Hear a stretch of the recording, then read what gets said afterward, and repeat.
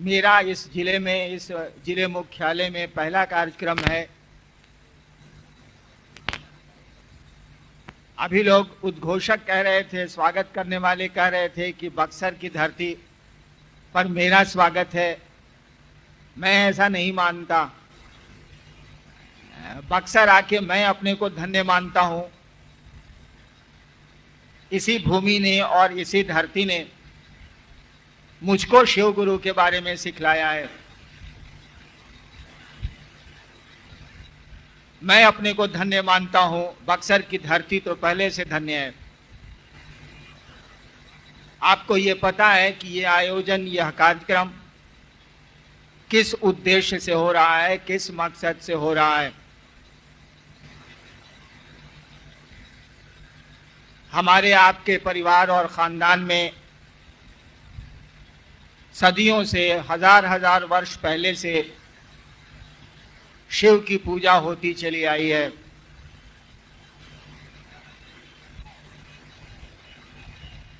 हमारा आपका परिवार खानदान दर खानदान से इस बात से वाकिफ है कि शिव गुरु हैं, जगत के गुरु हैं। शिव गुरु हैं और जगत के गुरु हैं, ये बात तो हमारे और हमारे बुजुर्गों को बहुत पहले से पता है।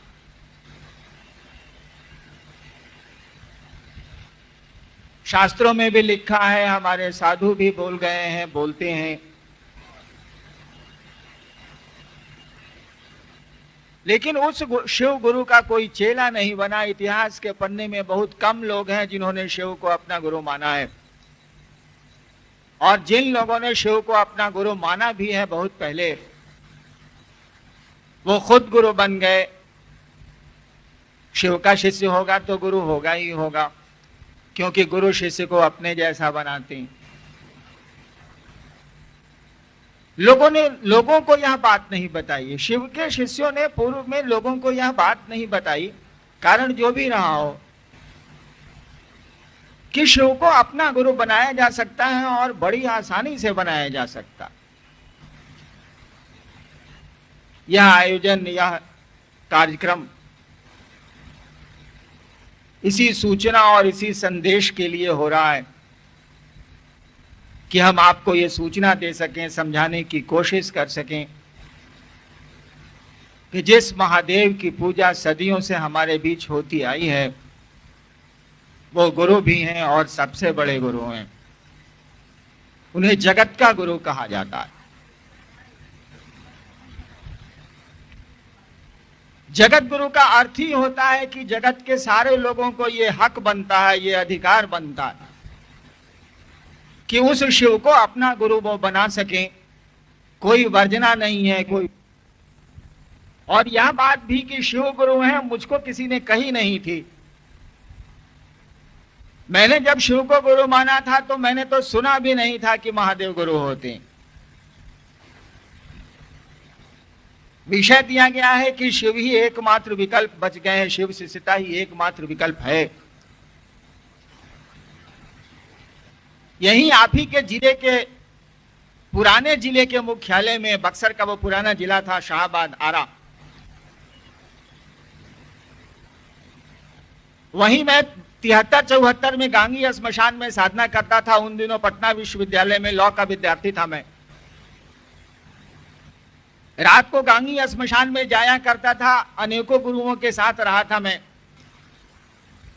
रात में श्मशान की साधना करता था, दिन में जोग की पूजा, जोग की साधना करता था,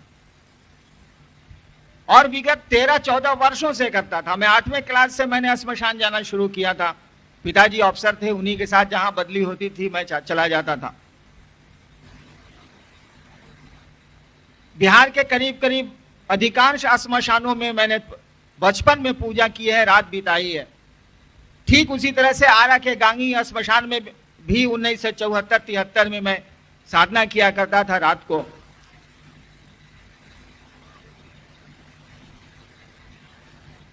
एक दिन का वाकया है, एक रात का वाकया है, एक रात की घटना है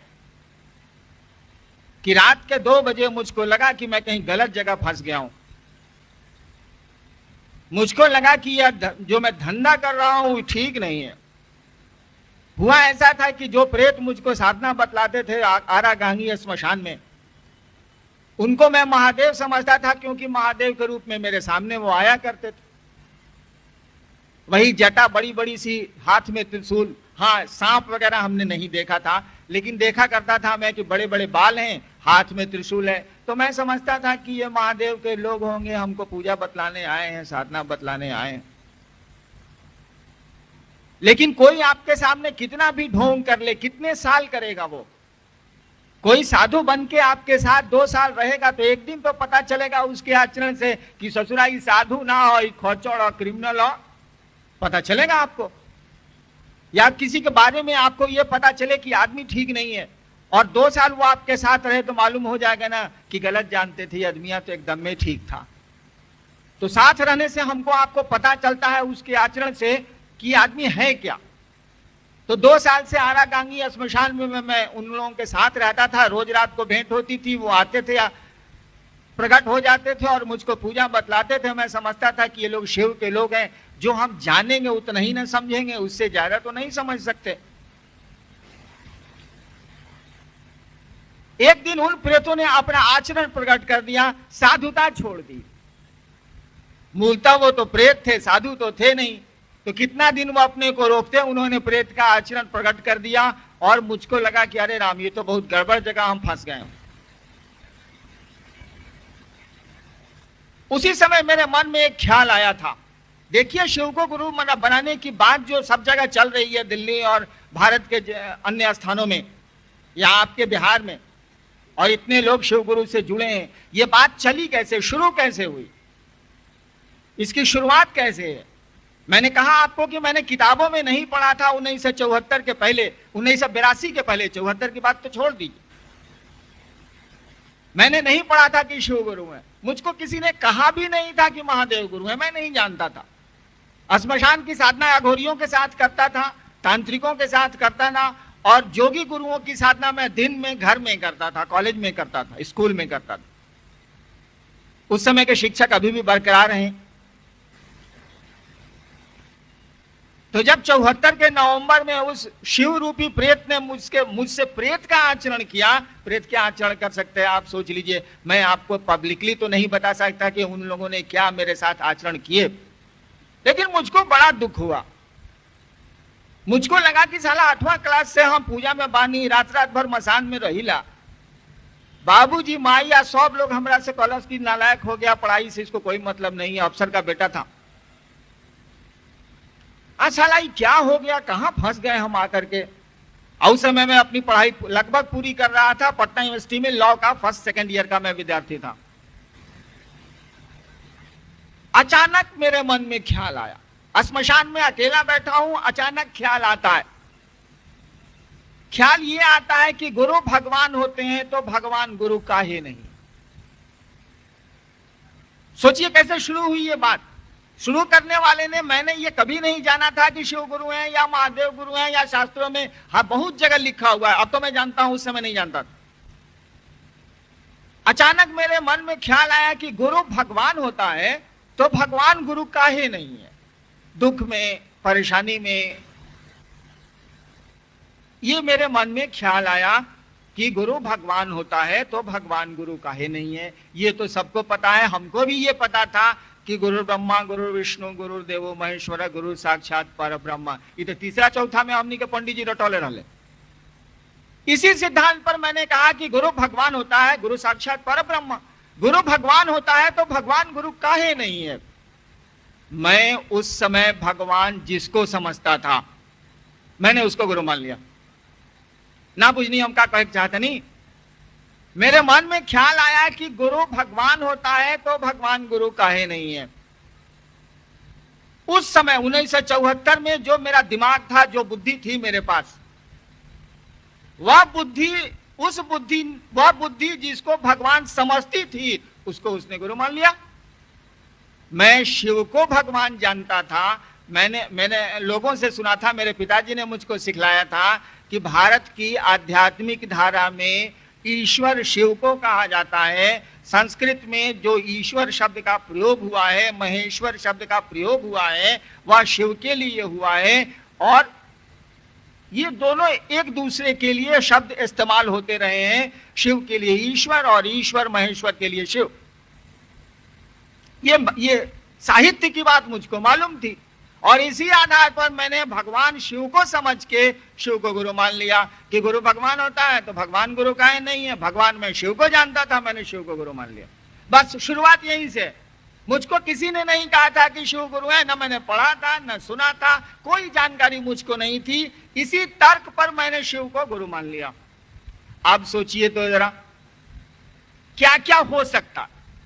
जो सवाल आज एक नए आदमी के दिमाग में खड़े होते हैं कि शिव को गुरु मानेंगे तो दीक्षा कौन देगा, मंत्र कौन बतलाएगा, महादेव तो शरीर में नहीं है, कैसे आके समझाएंगे, गुरु को तो शिष्य आज तक समझाते रहे हैं शरीर में। ये सारे सवाल मेरे पास थे। मेरे साथ एक ही लाचारी थी कि अब मैं लौकिक शरीरधारी गुरुओं के पास जो ही मुझको उपलब्ध थे सही गलत, उनके पास जा नहीं सकता था। शिव को मैंने गुरु बना लिया था और ये प्रश्न मेरे दिमाग में खड़े हो गए कि यहां भी लफड़ा है, क्योंकि शिव के रूप में तो मैंने प्रेत देखे थे। मेरा मन इस बात को स्वीकार नहीं कर रहा था कि यह निर्णय भी मेरा सही है, क्योंकि शिव अगर होते, मेरा दिमाग इस बात को बुझ रहा था कि शिव अगर होते तो ये प्रेत साले शिव का रूप लेके श्मशान में मेरे सामने आके धोखा तो नहीं देते 2 साल के बाद। मैंने 2 शर्त रखी महादेव को गुरु मानने के बाद। आप शर्त कब बनाते हैं? जब आपको चोट लगती है, जब आप धोखा खाते हैं तो नियम बना लेते हैं। मुझको मोटरसाइकिल चलाने के लिए दीजिए, सीट पड़ी रहेगी घास पे तो मैं मोटरसाइकिल को 1 नंबर में ले जाऊंगा, क्योंकि सीट पर मोटरसाइकिल से मैं गिरा हुआ हूं। यानी मोटरसाइकिल में अगला ब्रेक मार के हम फेंकाए हुए हैं, हम फिर मारेंगे अगला ब्रेक? नहीं मारेंगे। ठीक उसी तरह से मैंने भी शिव को गुरु मानने के बाद 2 शर्त रखी थी। एक, आसमान से शिव के रूप में जो तस्वीरों में है, शिव के रूप में उतरिएगा तो कुछ नहीं सीखेंगे। आसमान से शिव के रूप में उतरिएगा, जो तस्वीरों में दिखता है मैं कुछ नहीं सीखूंगा, क्योंकि मैंने प्रेत देखे थे उस तरह। दूसरी शर्त मैंने बनाई कि आदमी के रूप में, साधु के रूप में भी आइएगा तो कुछ नहीं सीखेंगे। ये दोनों मेरी शर्त आज भी है, उस शर्त में कोई परिवर्तन नहीं आया। ठीक समय बीतता गया और 1 साल बीत गया। इस बीच में आरा से मुजफ्फरपुर चला गया। कुछ नहीं मुझको हासिल हुआ, बल्कि परेशानियां हासिल होती चली गई। शिव को मैंने गुरु मान लिया था, कोई विश्वास नहीं था, कोई श्रद्धा नहीं थी। आप ये जानना चाहेंगे कि हमने शिव को गुरु काहे के लिए माना था? हर एक आदमी कोई काम करता है, उसके पीछे उसका मकसद होता है। तो मेरा भी एक मकसद था कि मैंने शिव को गुरु काहे के लिए माना था, मैं गुरुओं के साथ क्यों गया था, मैं 8वें क्लास से श्मशान काहे के लिए जाता था। मेरे मन में एक ही ख्वाहिश थी कि चमत्कार सीखेंगे। मेरे मन में एक घटना घट गई थी 8वें क्लास में, जब मेरे फादर जमुई में एसडीओ थे। 1960-61 की बात है, मैं बहुत छोटा था। एक तांत्रिक ने एक चमत्कार दिखलाया था मुझको, मैं बहुत छोटा था। तब से मेरे मन में लगन लग गई कि चमत्कार हम भी करेंगे, और उसी के लिए मैंने श्मशान जाना शुरू किया। आपको मैंने कहानी सुनाई 1974 तक की, 61 से लेकर 74 तक की अंत सुना दिया। वह शुरुआत सुना दी जहां से शिव गुरु मेरे दिमाग में आए और शिव को अपना गुरु मैंने मानना शुरू किया था। यही आप ही के इस पावन धरती से। उस समय बक्सर आरा का एक सब डिवीजन था। एक रात को बक्सर में आया भी था जब श्मशान की साधना करता था।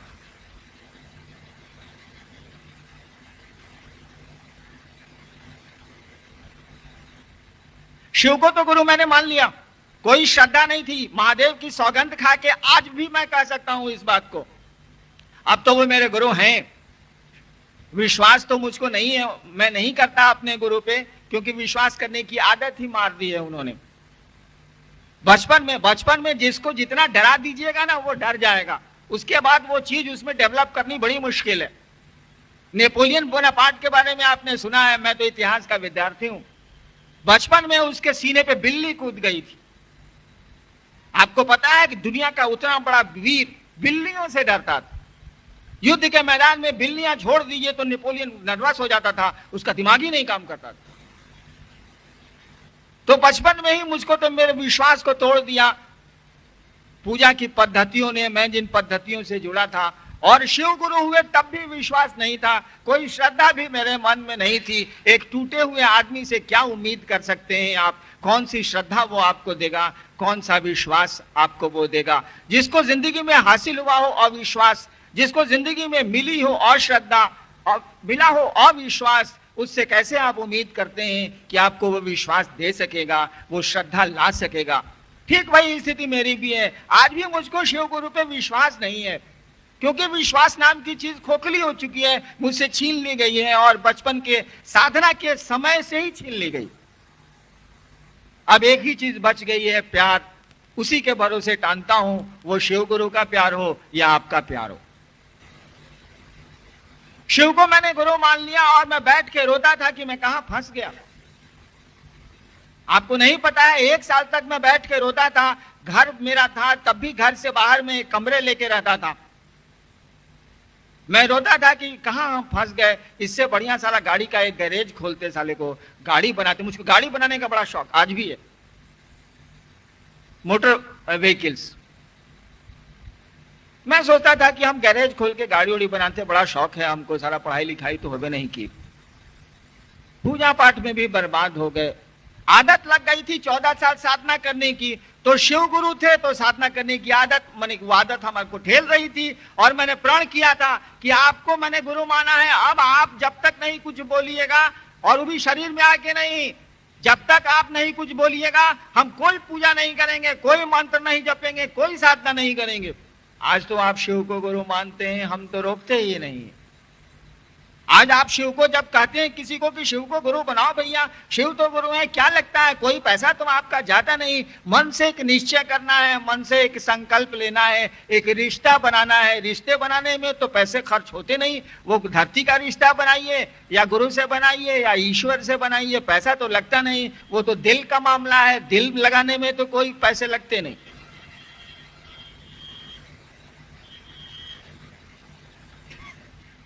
लेकिन मैंने आप आज तो हम किसी को नहीं रोकते। लोग कहते हैं कि जी भगवान राम के पूजा करे छी, हम लोग कहते हैं कि एकदम ठीक करते हैं। हनुमान चालीसा पढ़ते हैं, हम लोग कहते हैं कि एकदम ठीक करते हैं। हम भगवती का पाठ करते हैं, हम लोग कहते हैं एकदम ठीक करते हैं। इसके अलावा किसी को तो गुरु बनाइएगा। चलिए शिव को ही गुरु बना लीजिए, तय कर लीजिए कि महादेव इस क्षण से मेरे गुरु हैं। हम लोग कुछ नहीं रोकते, रोक भी नहीं सकते, क्योंकि वो तो जगत का गुरु है। रोकने वाले हम आप कौन होते हैं? लेकिन मैंने जब शिव को गुरु माना था तो मैंने संकल्प लिया था कि जब तक आप नहीं बताइएगा कोई पूजा नहीं करेंगे, कोई साधना नहीं करेंगे। जबकि मैं 18 घंटा 19 घंटा साधना करता था। मेरे उस समय के लोग, जब मैं शिव मेरे गुरु नहीं थे तब, उस समय के लोग जिनको आप जानते हैं, आज नहीं आए हैं बक्सर में, रामेश्वर मंडल जी, उनके साथ मैं प्रतिदिन श्मशान, एक दिन श्मशान एक दिन कब्रिस्तान, प्रतिदिन जाता था। हमारे वो टीचर थे, मैं उनका विद्यार्थी था। 67-68 की बात है ये।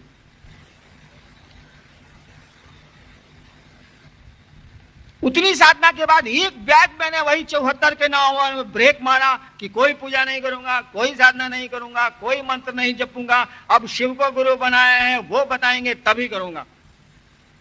लेकिन आदत जब लग जाई नू तो बड़ा मुश्किल होला। हम पान बड़ी दिन से खाईला, 1 साल मोड़ी मुश्किल से पटना में मजिस्ट्रेट रही तो साथी लोग छोड़ावल। उहे सथिया 1 साल के बाद बोला कि हरेंद्र पनवा खाना, अभी डीडीसी है पलामू में, ए हरेंद्र खा पनवा मारो, 1 साल छूटल तो छूटल। आदत साली जाती नहीं है। तो साधना की भी आदत नहीं गई, आदत हमको जोर मार रही थी। इधर शिव गुरु थे, श्मशान में जो मेरे साथी बन गए थे हवा के लोग, उनका मंत्र मैंने बंद कर दिया था। वो मुझको तंग करने लगे थे, परेशान करने लगे थे। एक बात जान लीजिए, साधु का साथ छोड़िएगा तो कोई घाटा नहीं है। साधु के साथ आप रहते हैं, छोड़ दीजिए उसको, कोई दिक्कत नहीं है, वो आपका भला ही मनाएगा। लेकिन बदमाश के साथ रहिएगा, साथ छोड़ दीजिएगा तो बुझिए क्या नतीजा वो करेगा। तो हमने प्रेतों का साथ छोड़ा था। प्रेत साधु तो होते नहीं, शिव को गुरु मानने के बाद मेरे दुर्दिन भी आ गए, बुरे दिन भी आ गए। ठीक है, मैं डिप्टी आईपीएस में आया, डिप्टी कलेक्टर हो गया, वो बात छोड़ दीजिए। वो तो महादेव एक तरफ से गुरु कबीर कहते हैं ना, अंतर हाथ सहारा दे बाहर मारे चोट। तो गुरु की आदत है। कबीर की पंक्ति सुनी है आप लोगों ने ना, गुरु शिष्य है, शिष्य कुंभ है, गुरु कुम्हार है। गड़ी गड़ी काटे खोट, गंदा निकालते हैं, गड़ी गड़ी काटे खोट। अंतर हाथ सहारा देत बाहर मारे चोट।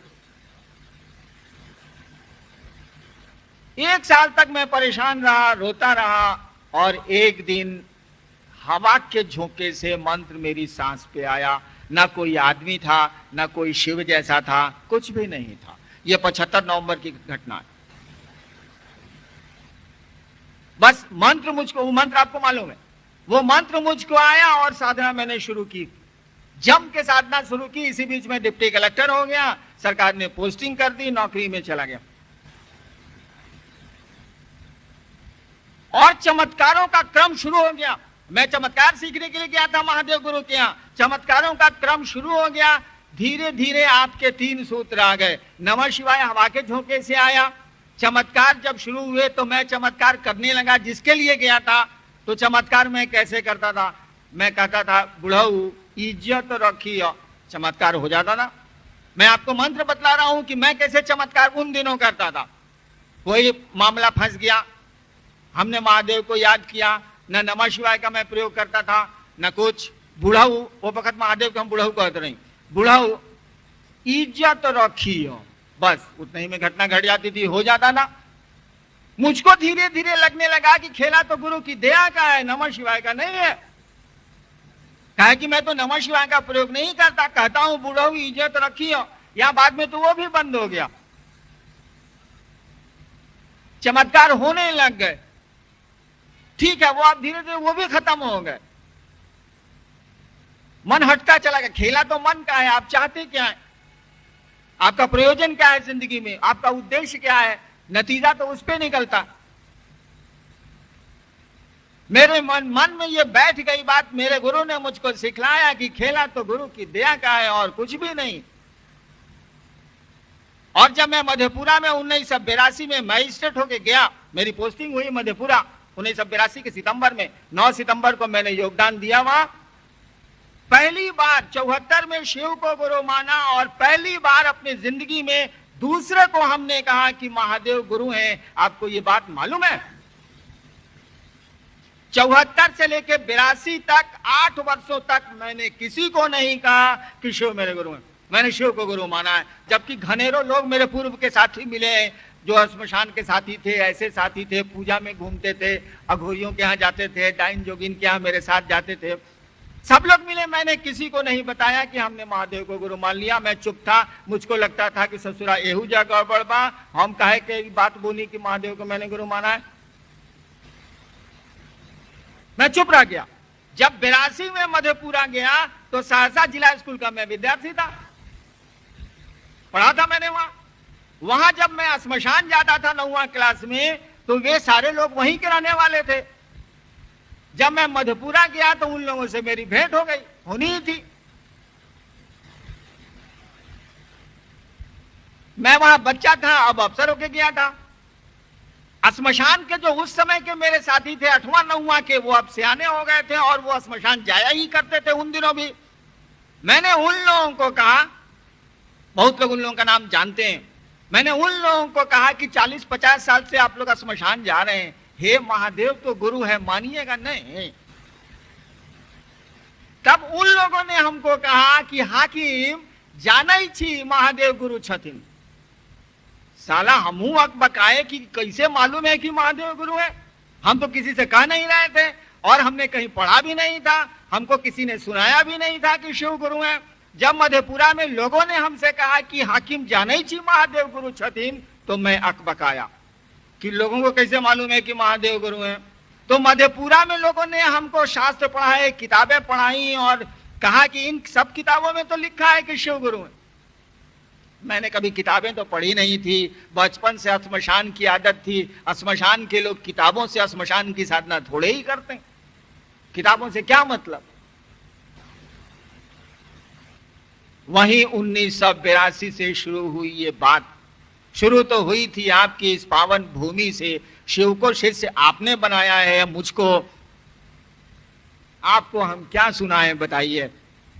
आप ही की भूमि ने तो मुझको याद दिलाया कि शिव गुरु हैं। आप ही की धरती की महक से तो मैं शिव का शिष्य बना हूं। आपको क्या सुनाऊं, फिर भी सुनाने चला आया। बेटा भाई जब छोटा भी गाड़ी चलाना सीख लेता है तो अपने बाबूजी, चचा और भैया को कहने चला आता है कि भैया हमरो गाड़ी चलावे आवेला, चलब आवो बैठ ले चलता नहीं राजपुर। तो मैं आपको क्या सुनाऊं, क्या सिखलाऊं, क्या समझाऊं। यहीं से तो शिव को गुरु मान के गया हूं मैं। यही पावन धरती है, वही शाहबाद का वो शहर है आरा, जहां मैंने शिव को गुरु माना था। हाँ ये जरूर है कि आवाज लगाई थी मैंने मिथिलांचल के मधेपुरा क्षेत्र में, और वहीं से धीरे धीरे धीरे धीरे यह बात, ये हवा चली जो आज तक फिर लौट के आपके पास आई है। चली थी यहीं से, झोंका तो अब आया है आपके इलाके में। तो 1982 में मैंने जाना कि आपके शास्त्र, आपके साधु, हमारे शास्त्र, हमारे साधु पहले से कहते चले आ रहे हैं कि शिव गुरु। सबको मालूम है कि महादेव गुरु सबसे बड़े गुरु हैं, जगत के गुरु हैं। आपकी हमारी किताबें तो बोलती हैं कि वो गुरुओं के गुरु हैं, गुराधिपति हैं, गुरुओं के मालिक हैं वो। आपको आश्चर्य नहीं लगता है कि संसार में जिसके बारे में कहा जाता है कि वो विश्व गुरु है, संसार का गुरु है, जगत का गुरु है, उसका एको को चेला नहीं है। गुरु तो वो है, शिष्य नहीं है। नहीं आश्चर्य लगता है आपको? हमको पता भी है कि वो गुरु है, लेकिन कोई पढ़ता ही नहीं है। कैसा विद्यालय है कि सबको पता है कि ऐसी पढ़ाई कहीं नहीं होती है और सदियों से कोई पढ़ा ही नहीं है। कैसा अस्पताल है कि सबको पता है कि ऐसा अस्पताल दुनिया में कहीं नहीं है और सदियों से कोई मरीज आज तक इलाज कराने नहीं गया। तो हमको आपको तो खानदान दर खानदान से ये पता है कि शिव गुरु हैं, जगत के गुरु हैं। और ये शिव है कौन? हम तो कितना बार कहानी रहुआ सुन लिया हो, कहल जाला कि चंदा मामा सबके मामा और शिव घर घर के बाबा। यानी आपके बाबा के बारे में, हमारे बाबा के बारे में, हम सबों के बाबा के बारे में सदियों से ये खबर है, सदियों से ये सूचना है कि वो गुरु है, जगत का गुरु है, आदि गुरु है, गुरुओं का गुरु है। तब भी कोई चेला नहीं है। गजब आश्चर्य लगता है, गजब विस्मय की स्थिति पैदा होती। हमने कहा कि चलो आवाज लगाते हैं। बड़ी आसानी से हम तो चमत्कार सीखने 14 साल श्मशान में रात गुजार चुके हैं। और जब शिव गुरु हुए तो बड़ी आसानी से मैंने चमत्कार जान लिया। सीखा क्या? कोई शरीर में थोड़े ही है जो आके सिखलाते हैं। उनके सिखलाने की कला ही कुछ अजीब। जिस तरह से ईश्वर के रूप में, जिस तरह से ईश्वर हमको आपको बड़ा कर लेता है। सॉरी माफ करिएगा, श्मशान में ज्यादा दिन रहा हूं, गालियां निकल जाती हैं। अब हरिनारायण मरेगा भी। देखिए कौन मारेगा मुझको, कौन ले आया है मुझको, कौन बड़ा कर रहा है मुझको। मैं शिव चर्चा में अभी कलकत्ते गया था, वहां मेरी पत्नी अचानक सीरियस हो गई। शिव चर्चा की बात कर रहा हूं। और जब बात रात के 12 बजे इनको शिव चर्चा से अस्पताल में मैं ले गया तो डॉक्टरों ने कह दिया, इनको दिखलाने के लिए रामविलास जी जो आपसे परिचित हैं वो लेके डॉक्टर के यहाँ गए। करीब करीब मर चुकी थी ये। डॉक्टर ने कहा कि इनके हस्बैंड हैं क्या, बुलाइए। मैं गया, रात का 11:30 पौने 12 बज रहा था। इंजीनियर साहब ये लोग सब साथ थे मेरे। डॉक्टर ने कहा कि आपकी पत्नी कोलैप्स कर गई हैं, ले जाइए। चेक किया था वो, हमको बुला के, हमको उसने वो मैसेज देना चाहता था। और यही आपके जो यहाँ पहले दरोगा जी थे रामविलास जी, यही हमको बुला के ले गए थे कि डॉक्टर आपको बुला रहे हैं। रात का 12 बज रहा था, कलकत्ते की शिव चर्चा। गलती से रामविलास जी जो दरोगा जी पहले यहाँ थे बक्सर में, उनका मोबाइल खुला हुआ था और उसका कनेक्शन था पटना में। मेरी बेटी से बात कर रहे थे, इसी बीच में डॉक्टर ने कह दिया कि इनके हस्बैंड को बुलाइए। डॉक्टर ने जो कहा कि इनकी पत्नी कोलैप्स कर गई है, ये मैसेज पास कर गया पटना। बेटी ने सुन लिया, गलती से रामविलास जी का मोबाइल खुला हुआ रह गया। बाई में थे हम लोग, अरे कोई मर रहा है तो कैसे बाई में नहीं होगा। और डॉक्टर ने कहा कि आपकी पत्नी कोलैप्स कर चुकी हैं, ले जाइए। ठीक, छोड़िए ये घटना मैं आपको सुनाने के लिए नहीं कह रहा, लेकिन कौन है जो मार देता है? किसी का बस नहीं चलता। सुनी है आपने वो घटना भगवान बुद्ध की? भगवान बुद्ध के सामने एक महिला आई थी, उसका बच्चा मर गया था, भगवान बुद्ध उस समय वहीं थे। उस महिला ने अपने बच्चे को लाके भगवान बुद्ध के सामने रखा था।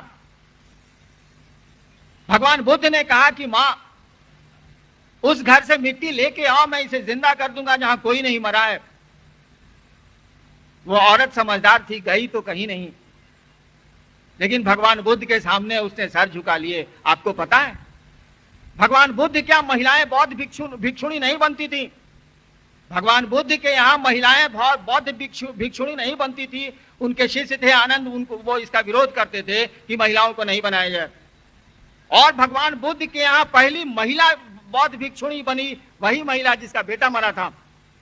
इतिहास कहता है कि भगवान बुद्ध के यहाँ पहली महिला बौद्ध भिक्षुणी जिसको भगवान बुद्ध ने अपने भिक्षु समाज में शामिल किया था महिला को, वो वही महिला थी जिसका बेटा मरा था। और भगवान बुद्ध के सामने उसने जिद किया था कि मेरे बेटे को जिंदा करिए आप। भगवान बुद्ध ने कहा कि मां, उस घर से मिट्टी तो ले आओ जिस घर में कोई नहीं मरा है। वो महिला समझ गई और उसने भगवान बुद्ध को समर्पित किया अपने को। और पहली, इतिहास का ये बहुत बड़ा सत्य है कि और पहली बौद्ध भिक्षुणी महिला वही महिला बनी थी। उसके बाद तो अनेकों बनी। तो किसका बस चलता है? किसी का बस नहीं चलता, किसी का नहीं चला भी नहीं है। तो कौन है जो ऐसा करता है? अरे वही गुरु होता है। तो कौन माध्यम चाहिए आपको, हमको ज्ञान देने को?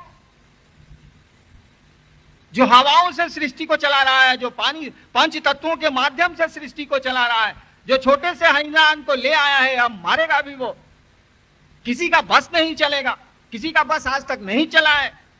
अरे वही गुरु भी है, वही सृष्टि का कर्ता भी है, वही सृष्टि को चलाता भी है, वही टुकड़े टुकड़े में विनष्ट भी करता है। और जब वही सचमुच में वही गुरु भी है, जो सृष्टि करता होगा वही गुरु भी होगा, वही गुरु भी है। और जब वो गुरु होता है, और वास्तव में गुरु है वही, जब वो गुरु होता है, जब उससे कोई सीखने की मानसिकता में जाता है, उसको किसी माध्यम की जरूरत नहीं है। जिस तरह से हमारा बुढ़ापा मुझको घेरे जा रहा है, उस तरह से भी, उसी तरह से वह ईश्वर जब गुरु होता है तो ज्ञान भी शिष्य को घेरता है, ज्ञान भी शिष्य को आ जाता है। किसी माध्यम की जरूरत नहीं है, किसी चीज की जरूरत नहीं है, केवल एक रिश्ता बनाने की जरूरत है कि हे महादेव रउआ हमार गुरु बनी, हमरा पर दया ना करे। एकरा में का लगता, का खर्चा होता, क्या घाटा हो जाता है हमारा आपका। हमने तो जो सीखा तो हम कहने चले आए। सृष्टि के क्रम तो ऐसे ही चलते रहते हैं, लेकिन मन में एक ख्याल तो पैदा होता है कि चलो सब दुनिया का सबसे बड़ा गुरु मेरा गुरु है, शिव मेरे गुरु हैं, उनसे तो बड़ा गुरु नहीं है। एक आदमी ने हमसे पूछा, छपरा के सिवान के ही रहने वाले थे, हमारे फादर के मित्र थे आईएएस, कि हरेंद्र तू एगो बात बतावा, मेरे घर का नाम है हरेंद्र, एगो बात बतावा, तू शिव गुरु के चर्चा करे तो काम मिलेला। तार बाबूजी तेरा पर बड़ा खिसियाई रहे। हम कहनी कि चर्चा काम मिलेला। अरे मन में एगो ख्याल बा कि महादेव गुरु बने हमार जिंदगी में उतना बड़ा चीज तो हासिल नानू कर सके, कुछ मिले चाहे ना मिले, मन में एगो ख्याल तो बा, मिजाज बुलंद बा तो सब चीज बुलंद बा ना। अगर फिकिर नॉट मिजाज ऑफ हो जाए तो क्या दिक्कत? तो कम से कम शिव गुरु होते हैं तो मन में ये ख्याल तो आता ही। तो हम लोग यही सुनाने और समझाने की कोशिश में चले आए हैं कि अपने बाबा को अपना शिष्य भाव दे के देखिए, और जो लोग दे रहे हैं रिश्ते को मजबूत करिए, क्योंकि ऐसा रिश्ता नहीं बनाना है जो ट्रेन का रिश्ता होता, सफर का रिश्ता होता। सफर में भी हम लोग रिश्ता खूब बनाते हैं, दोस्ती खूब करते हैं, लेकिन सफर खत्म हुआ, आपका सहयात्री कहीं गया, आपका हम सफर कहीं गया, आप कहीं गए। अब तक कितनी यात्राएं आपने की हैं, हमने की हैं, कोई साथी बना भी है क्या? रात भर के लिए बने थे फिर खत्म हो गए। तो रिश्ता बनाइएगा, भूल जाइएगा तो रिश्तों के परिणाम तो नहीं आएंगे। संबंध बनाइएगा और भूल जाइएगा तो संबंध का परिणाम तो आपको नहीं आएगा। किसी से 2 दिन खूब दोस्ती कर लीजिए, वो भी आपको भूल जाए, आप भी उसको भूल जाइए, क्या परिणाम आएंगे? कुछ नहीं आएंगे। लेकिन भूलिए नहीं रिश्ते को, वो दुश्मनी का रिश्ता हो या दोस्ती का, तो रंग ला देगा। हम लोग तो दंडाधिकारी रहे हैं बहुत साल, अब तो नौकरी के 30 वर्ष होने को जा रहे हैं। दंडाधिकारी के रूप में कितनों से झगड़ा हुआ होगा, सोचिए तो जरा। नौकरी वही करते हैं। कई बार लाठियां चलानी पड़ी हैं, गोलियां चलानी पड़ी हैं कानून के तहत। कहां किसी से झगड़ा हुआ, कहां किसी से दुश्मनी हुई, क्योंकि वो भी जानता था कि इसकी ड्यूटी है और मैं भी जानता था कि मेरी ड्यूटी है नौकरी में, ये तो करना ही पड़ता। कहां झगड़ा हुआ? कोई झगड़ा नहीं होगा, क्योंकि झगड़ा मन में पाला ही नहीं, मन में रखा ही नहीं। ना उसके मन ने रखा, ना मेरे मन ने रखा। लेकिन मन में रख लीजिए तो क्या होगा, आप समझते हैं बहुत अच्छी तरह। ठीक उसी तरह से दोस्ती करके मन में रख लीजिए, दोस्ती का रंग खिल जाएगा।